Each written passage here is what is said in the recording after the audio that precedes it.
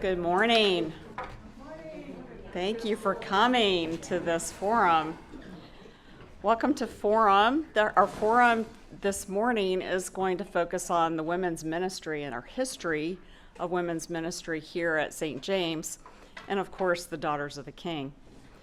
February is an important month in the life of our chapter because, believe it or not, 9 years ago, on February the 14th, 2016, we formally reestablished a DOK chapter here at St. James, after years of that ministry being silent. We felt this month of our anniversary and the season of Epiphany would be an appropriate time to illuminate the ministry of the Daughters of the King.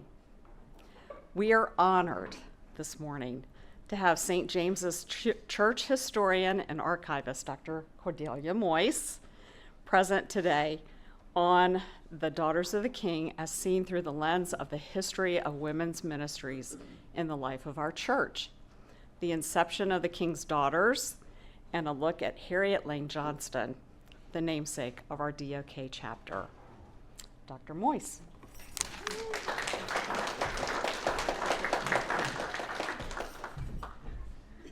Good morning. I want to start my talk about the history of the King's Daughters, as the Daughters of the King was originally known when it was founded in the 19th century, by situating it in the context of my work here as the parish's archivist and historian. While Christ Jesus is the same yesterday, today, and tomorrow, how clergy and lay people have organized themselves to be disciples of Christ has to be reinvented in each generation.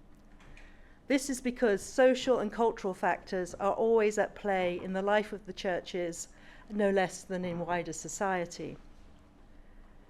My purpose over the last few years in writing thematic essays on topics such as spiritual formation, worship, or education is to put the focus on the everyday lives and experiences of the people of St. James, looking at who they were and how they participated in and understood being a member of this church.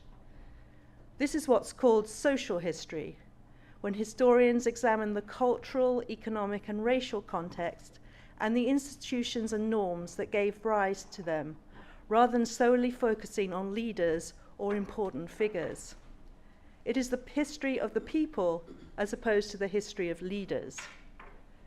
If you have ever opened the pages of our first history, produced in 1944, you will immediately see that my approach is very different, as there each chapter is organized around what I call the reigns of the rectors, as opposed to the people.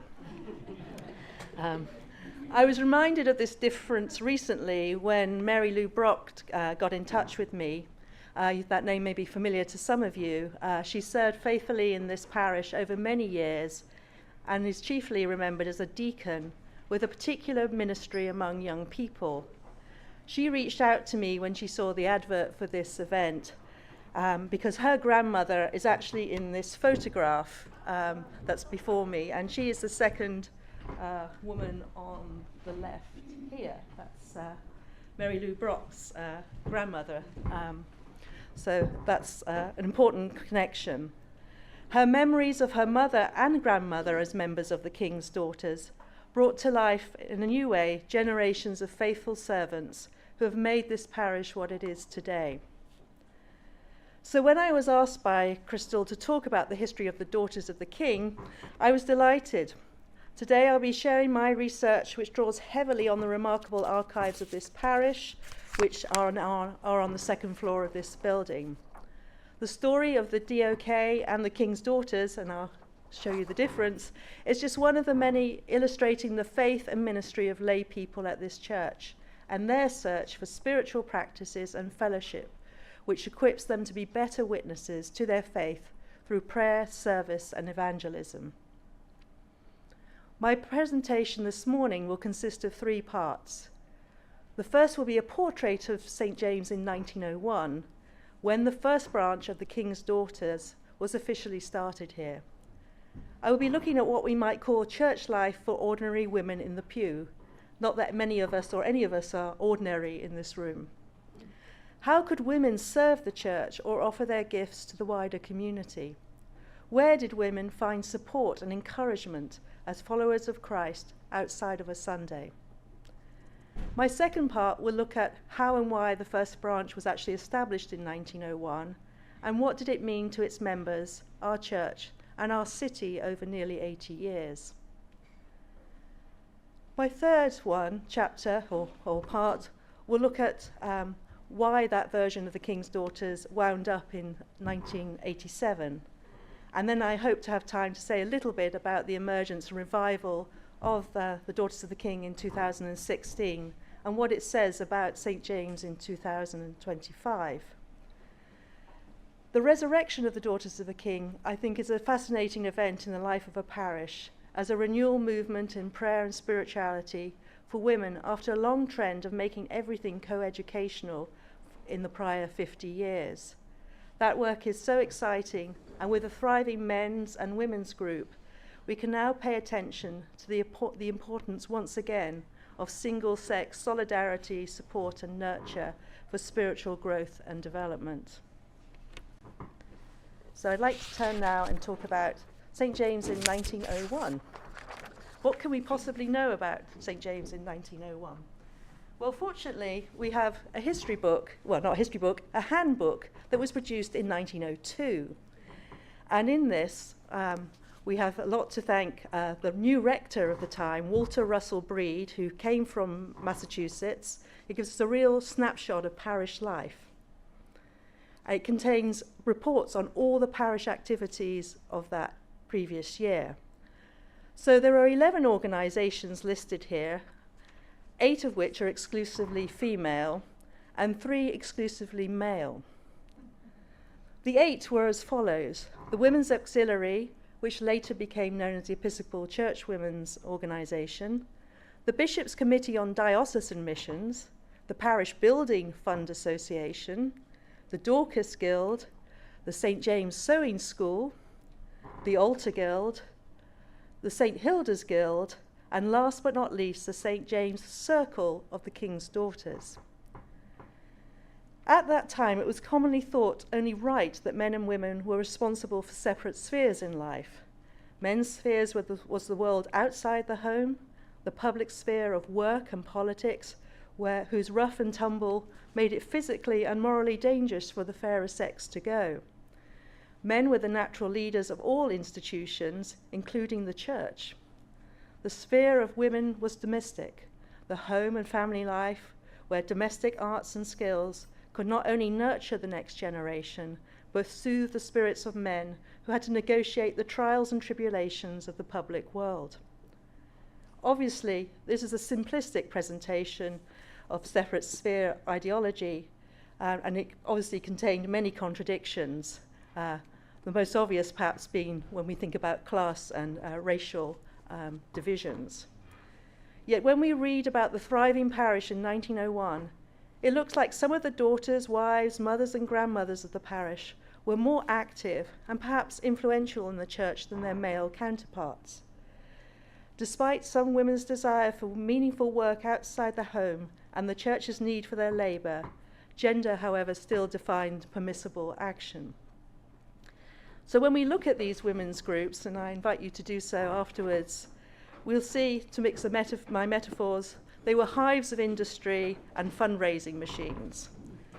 Sewing was an essential female trait which could be deployed for missional and charitable purposes.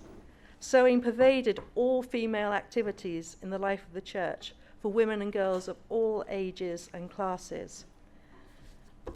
Sorry, I've got to change page. As someone who can't sew, I'm so glad I wasn't around then. So women produced a vast array of clothing, from underwear to overcoats, designed for many different purposes and climates. They were sent to missionaries in the Midwest or to Indian reservations, or given to the poor and sick or the orphaned in Lancaster. When not making clothing for a particular cause, women produced garments and home decorations which could be sold to finance projects and institutions. With the exception of the King's Daughters and the Women's Auxiliary, all these groups were of a local nature and not part of a network of similar organisations. It is also important, but perhaps obvious to say, that prayer and sometimes scripture readings were heard when these women met. But dare one say it, the focus of these meetings was purposeful work, and obviously in the context of prayer and spirituality. So what were the men doing? Well, put simply, men were doing everything else in the church. Men were the clergy, the choir. Choirmen even had their own fraternity. The vestry were all male and elected by a male electorate. Women could teach young children and girls in Sunday school, but they weren't part of the management. Men taught boys as women taught girls. Some women could be major benefactors, like Margaret Yates, who gave the money for the Yates School, but she wasn't allowed to be a trustee of her own organisation, and there was a bitter dispute about that. Women could hold the power of life and death in a home, but could not exercise executive authority. Only men could be ushers until the 1980s here. And if you don't believe me, I'll show you the vestry minutes. Anyway, so let's talk about what was called the St. James Circle of the King's Daughters. The origins of the King's Daughters are to be found in New York in the 1880s, when clergy wives and wealthy Episcopal, Presbyterian and Methodist women, with the support of their clergy, felt the need for a sisterhood of service for women, one which offered a rule of life involving daily prayer and service that was compatible with juggling the demands of domestic life. Each denomination had its own leaders and structures, but they also worked ecumenically. There was an International Order of the King's Daughters, and I have a history of that organisation, and it was also called and Sons, but the sons never seemed to really materialise, shall we say, so it was always daughters. And members of these denominational circles met ecumenically as well. And they had the 6 pillars of their society. They had a text, a motto, a watchword, a pledge, an object, meaning, and a prayer for senior and junior divisions. And their object was the development of spiritual life and the stimulation of Christian activities. It seems a very early use of the word stimulation, I think, for promotion and marketing purposes. So those were the 6 pillars, and if you wanted to join the Daughters of the King in an Episcopal church, you had to be a communicant member. That was the criteria. So in 1893, the first National Council of the Episcopal Daughters of the King met in Baltimore, and they had 250 groups and a total membership of 8,000 women. The St. James Circle of the King's Daughters formally began in 1901 with a special service presided over by the new rector, Walter Breed, at which he preached a tender and impressive address on the King's Daughters' work and gave each member the King's Daughters emblem, which at that time was a silver Maltese cross to wear, and which had the same motto as you have on yours, in Latin, with heart, mind and soul, uphold and bear the cross. According to the parish yearbook, the emblem indicated that the bearer has dedicated herself to a life of Christian purity and charity. The first circle leader was Salome Jane Burroughs. She was the daughter of Thomas Burroughs, father of the Pennsylvania public school system, president of Penn State College, and a vestryman of St. James. Very busy man. And that's only half his sort of biography. I think what is really revealing is that the original members were all girls who had sort of graduated from the Sunday school, suggesting that it was seen as integral to female spiritual formation and discipleship in this parish. It's no coincidence that this organisation starts around this time. Breed was a high churchman who brought a lot of new life to the parish after a decade of drift and rancour under the previous rector. In the late 19th century, one of the fruits of the High Church movement, the Oxford movement, was the foundation of men and women's lay and religious orders for the first time since the Reformation, and certainly for the first time in the Episcopal Church, with the idea of service and prayer lifestyle being at its heart. And we have another connection with this movement because one of the early examples of this was provided by William Augustus Muhlenberg, who at one time was rector here. And he and Anne Ayres started the first American order of Protestant Episcopal deaconesses in New York at the Church of the Holy Communion. At the same time that the Daughters of the King was started at St. James, there was also another sign that women's service and spiritual commitment in the church was needed and was gaining recognition, because the altar committee was renamed the Altar Guild, and I think that's very significant in terms of status. And they were entitled to receive the offerings at the early service. And as you can see, if women can't be ushers, they may not be able to be trusted with money, but their prime responsibility was to keep the altar supplied with wafers, linen, and flowers when necessary, and to have the charge of the clergy and choir vestments. So the King's Daughters met weekly for prayer, devotional address, sewing, and fundraising projects. They weren't ever as large as the Women's Auxiliary, and that was because I think of this whole commitment to a rule of life, which involved daily prayer and practicing throughout the day a Christ-like orientation to everyday life. And you had to be admitted formally, and it was a big commitment. Members were expected, as I say, to develop a common life with other members, as well as support financially a variety of international, national, and state projects.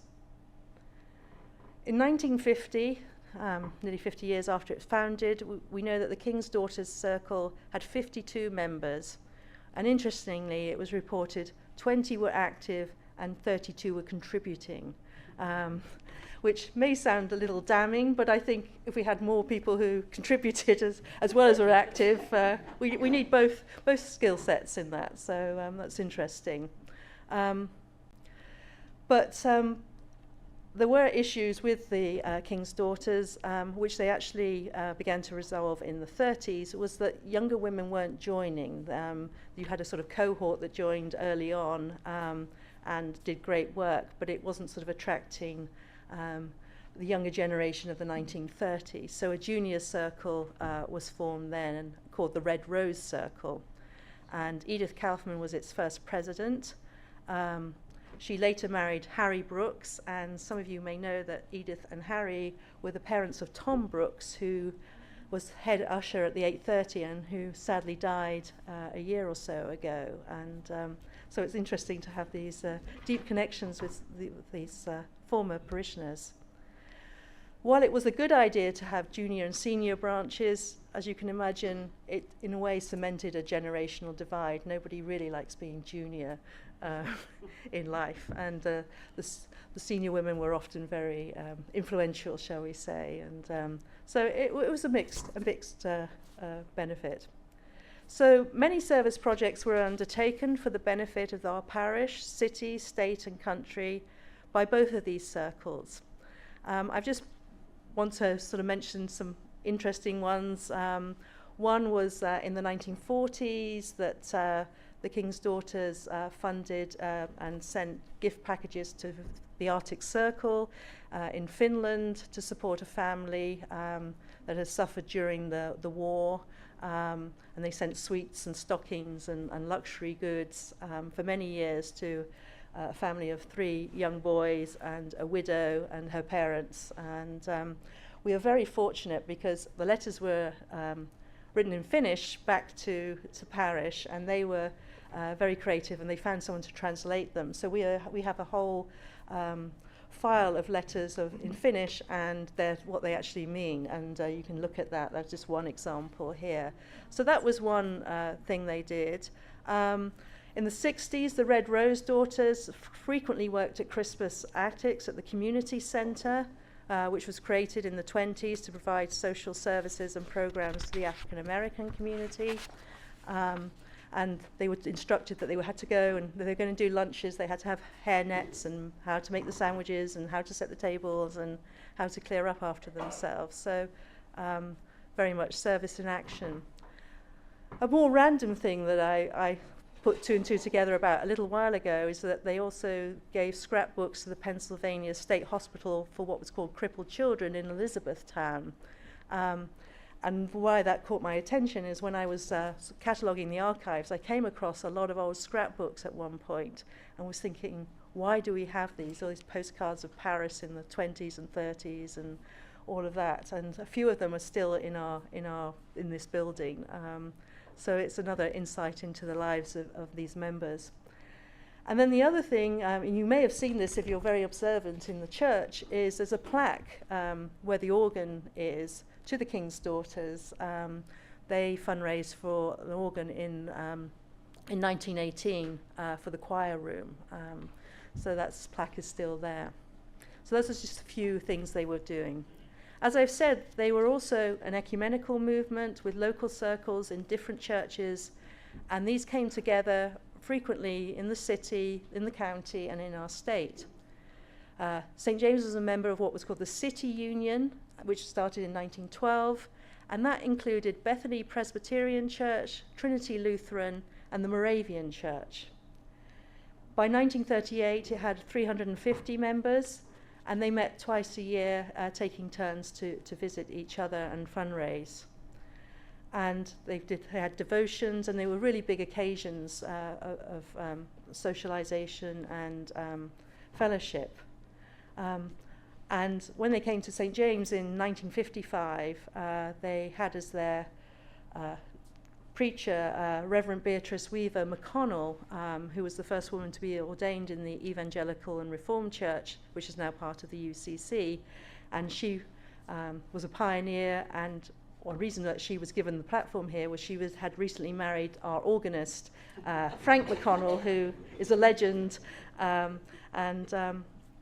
I think it's very interesting that we did that. And I think it's also easy to think that these church women who all wore hats were conservative and conventional and out of touch with wider society from our lofty perspectives. Just interested in rummage sales and social events.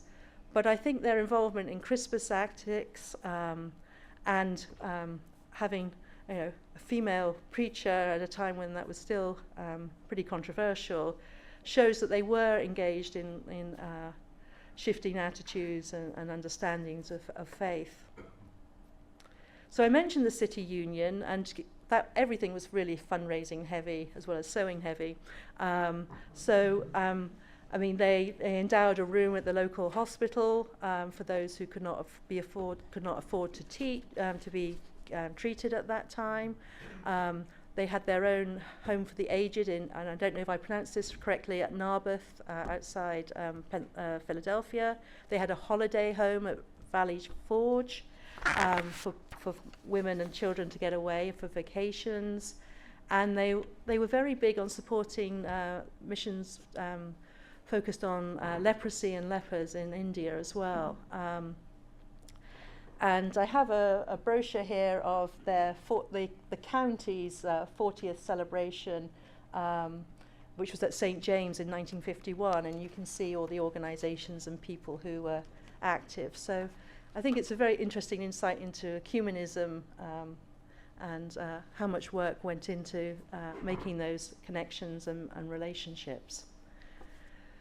So getting to the last years of the King's Daughters, it wasn't immune, as the Episcopal Church wasn't immune to wider demographic and social changes of the 60s, which led to a declining and aging membership. In 1968, the two circles became one and became known as St. James Daughters Circle, and again, Edith Brooks was the president of that, probably because she was one of the youngest at that point. Like many single-sex organizations in the 70s and 80s, it failed to attract new members. The entry of women into traditional spheres of men in church life, like vestry, acolyting, or ordained ministry, was one of the consequences of a church discerning the spirit of the times, but an unforeseen consequence was the hollowing out of traditional female roles and spheres, especially in relation to female organizations.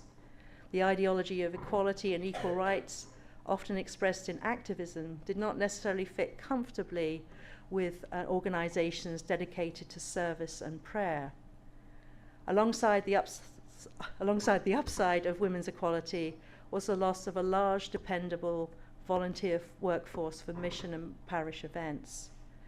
The economic reality of increasing numbers of women undertaking paid work outside the home was important, but so was the opening up of education and professional training outside a church setting, which had often been the sole avenue for female gifts of leadership and organization.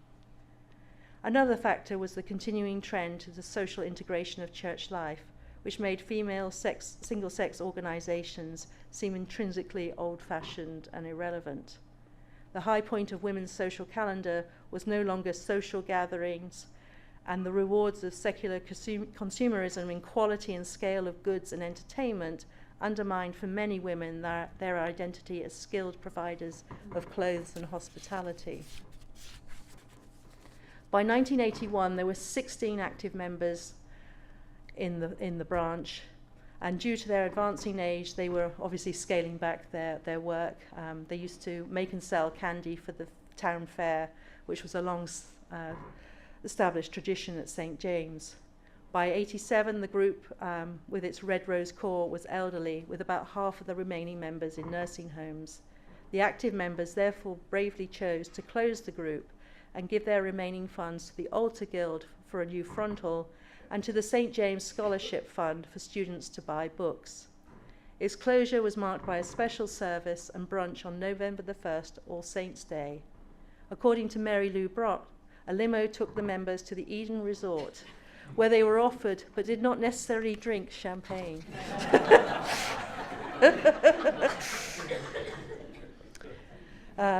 There are differences now. Yes. Yet by 2016, the St. James Harriet Lane Johnston chapter of the Order of the Daughters of the King came into being under the leadership of Crystal Evans and Reverend Lauren Scheck. David and Crystal saw Harriet Lane Johnston as embodying the values of the new DOK. Harriet was a cultural and spiritual leader in the emancipation of women, the promotion of the spirituality of the Episcopal Church, and her advocacy to improve the lives of Native Americans. So this is just a brief bio of Harriet Lane Johnston, because there's so many things one could say about her. But she was a parishioner here, niece of President Buchanan. Unfortunately, she was orphaned at 11, and so she lived with her uncle and guardian, James Buchanan.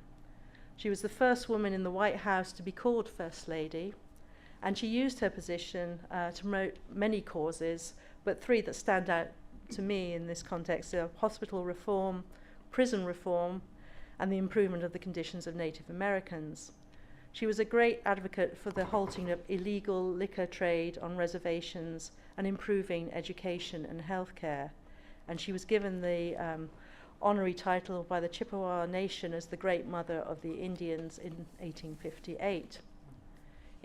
She was 36 when she married the Baltimore banker Henry Elliott Johnston, and they had 2 sons. She experienced a lot of early deaths in her family, and we have memorials to both her sons and her husband in the stained glass windows that you can see in St. James, one depicting Christ in the temple, instructing learned men, and the other of the Archangel Michael above it, which she erected in memory of her son James, who died when he was 14 years old. And the angel's face is said to have a likeness to him, and you can see a photo at Wheatlands to confirm that. So on her death, she left a bequest reflecting her love of her sons and choral music by providing for the establishment of an all-boys school next to the new National Cathedral, and also, as importantly, the free maintenance and education and training of the cathedral's choir boys. And that today is known as St. Albans School, and some of you may have seen that on your travels. I think at this point I should hand over to Crystal, and we can hear about the differences and similarities and the great work that you are continuing. Thank you very much. Sure, thank you so much. Let's get going.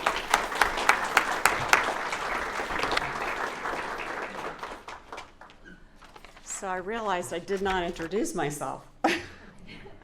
I'm Crystal Evans, and you may have seen me in worship services. I help as a verger at services, and I'm also the president of the Daughters of the King here.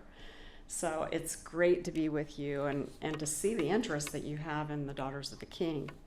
We thank Dr. Moyse for this rich history of women's ministry and how it has moved through the years. And isn't it interesting to see how things kind of come back around, and we have the men's group that meets still, and women's secular groups, and the importance of that. So back to 2015, I was in a spiritual desert. I was seeking a deeper connection to God. I had participated in daily devotions, women's Bible studies, and spiritual formation classes. And yet I desired a new way to commit more deeply to my prayer life. So what do we do in those cases? We Google, right? I sought, what does the Episcopal Church have to offer to help me deepen my faith? And so I found the Daughters of the King, the Orders of the Daughters of the King. And after reading about their commitment to a rule of life focused on prayer, service, and evangelism, I was excited about the possibility of forming a chapter here. I went to our associate priest, Lauren Scheck, at the time, and I said, hey, I found this really cool thing, and what do you think about us starting that here? And was excited to learn that she was a Daughter of the King. And she was extremely excited as well. So it began. We first sought approval from Father David, and we entered into a conversation about what we needed to do here at St. James. And after a 3-month period of preparation and reflection and discernment, which every Daughter of the King, someone who's interested in being a Daughter of the King, must do, we determined that this was our call to commit to a rule of life. So in that first year, we had 10 members. 52, did you say? We have some work to do. They made a commitment to enter a rule of life. And we named our chapter after Harriet Lane Johnston. I'll be honest, initially I was like, what? We want, we were looking at Salome Burroughs as a possibility, and we thought that would be really cool to have that. But after learning of the gifts that Harriet Lane Johnston had for this community and how she could inspire us to do those kinds of service and evangelism to others, who else could we choose? And so we're honored to name our chapter after Harriet Lane Johnston.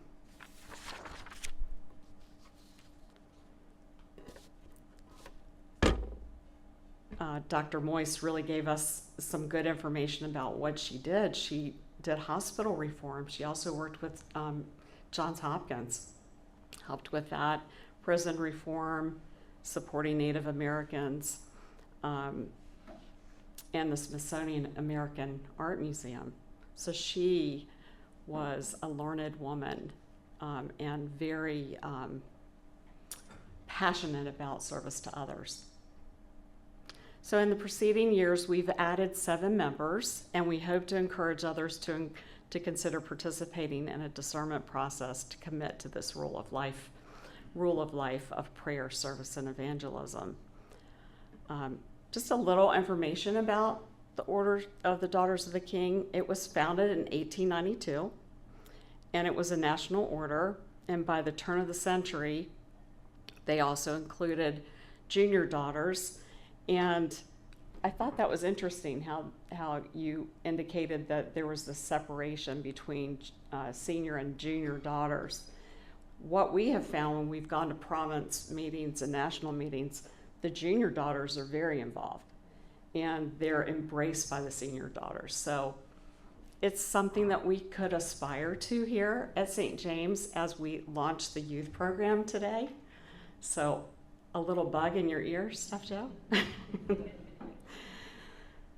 The daughters, and many people don't realize it's an international organization. So the daughters outside of the United States we have an international order, and we have 6,000 members in 27 countries outside of the United States. I had the opportunity this summer to meet some of those wonderful ladies. They traveled from all over the world to come to Louisville for our triennial. We are affiliated with the Brothers of St. Andrew, that organization that you thought they're not doing a whole lot, and quite honestly, I haven't heard a lot about the Brothers of St. Andrew. They also have an order of prayer, study, and service. You may see daughters in blue. That's our traditional color of our order. And you may see them with this cross that's a little bit different than a cross that you would typically see. Same size on both sides. And the cross means heart, mind, and spirit. So, if you're interested in Daughters of the King, feel free to come to me and ask questions, and I can share with you about the discernment process and what it means to be a daughter of the King. But what I can say to you from being a daughter all this time, the community that we have that embraces each other through our trials and tribulations, and having the honor to pray for this parish, for our clergy, and for our community is just so fulfilling. So thank you for this opportunity for us to share about Daughters of the King, to illuminate what Daughters of the King is all about. And if you haven't already provided pasta for our service project, we would appreciate it. Our service project for this month is pasta for the Food Hub. All right, thank you so much.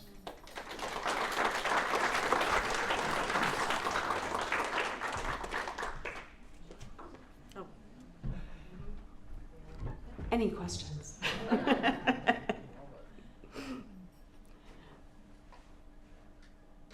Any questions? Crystal, can you talk a little bit about just the work that you've done maybe over this last year with partnering with other ministries in the church? Yes, so, that period of time during COVID was difficult. And so we were able to manage that through, just like everybody else, we were doing virtual meetings and meeting outside. And so our service projects kind of took a hit. So, but we were able to still stay in community. And this year we've really started to pick it back up within this past year. We've always been doing, since, for several years, we've been doing homebound gifts at Christmas. So you may have seen some of that.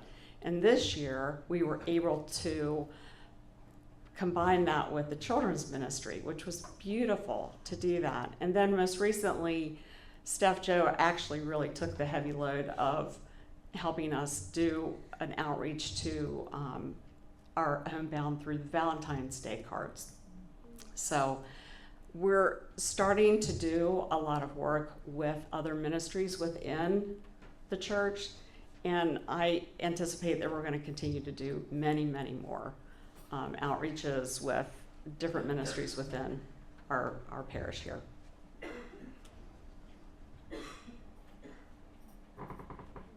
Crystal, I'd love to just share something that is a fruit of the Daughters Ministry that happened on Thursday when I just happen to be visiting Beth Rogers, who sends all of you her love and prayers, as I brought your love and prayers to her, who is now in a greatly weakened state of health.